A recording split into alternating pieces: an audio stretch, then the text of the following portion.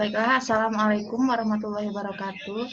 Perkenalkan, nama saya Junita Ardila dari kelas 1 B Kebidanan dengan NIM PO 7224 220 1993.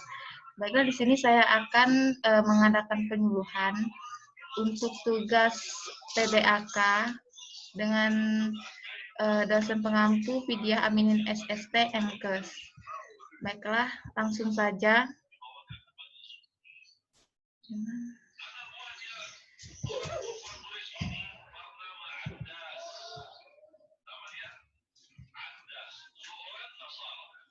Sebelumnya, apakah sudah ada yang tahu apa itu arti korupsi?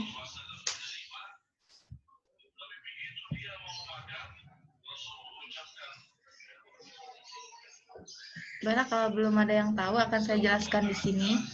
Pengertian korupsi. Korupsi dari Kamus Besar Bahasa Indonesia berarti penyelewengan atau penggelapan uang negara atau pemerintah. Pengertian korupsi ini bertujuan untuk keuntungan pribadi dan orang lain.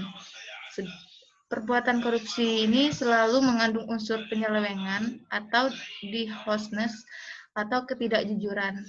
Dalam prakteknya, korupsi lebih dikenal sebagai menerima uang yang ada hubungannya dengan jabatan tanpa ada catatan atau administrasinya.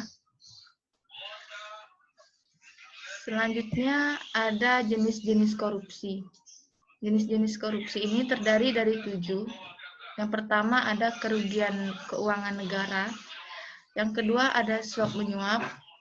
Yang ketiga ada penggelapan dalam jabatan. Yang keempat ada pemerasan. Yang kelima ada perbuatan curang. Yang keenam adalah pembenturan kepentingan dalam pengadaan. Dan yang terakhir ada gratifikasi.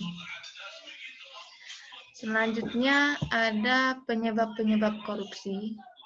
Penyebab korupsi ini terdiri dari 6 macam. Yang pertama ada penegakan hukum tidak konsisten. Yang kedua ada penyalahgunaan kekuasaan. Yang ketiga ada budaya memberi upeti atau hadiah. Yang keempat ada gagalnya pendidikan agama dan etika. Selanjutnya ada langkahnya lingkungan anti korup, dan yang terakhir ada budaya yang serba membolehkan. Selanjutnya ada dampak-dampak korupsi. Dampak korupsi ini, yang pertama ada dampak ekonomi, yang kedua ada dampak sosial dan kemiskinan, yang ketiga ada dampak birokrasi pemerintahan, yang keempat ada dampak politik dan demokrasi, yang kelima ada dampak penegakan hukum, yang keenam ada dampak kerusakan lingkungan, dan yang terakhir ada dampak pertahanan dan keamanan.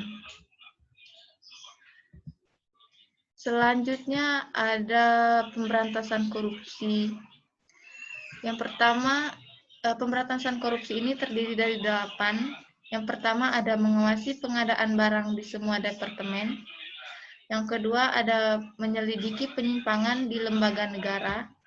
Yang ketiga ada memburu terpidana korupsi. Yang keempat ada meningkatkan intensitas pemberantasan. Yang kelima ada meneliti perbayar pajak dan cukai. Lalu yang keenam ada mencegah penyimpangan proyek. Dan yang ketujuh ada penyesuaian kompetensi dengan jabatan. Lalu yang terakhir ada sanksi yang tegas bagi pelanggaran hukum. Baiklah, itu saja materi tentang korupsi. Apabila ada dipertanyakan, saya persilahkan.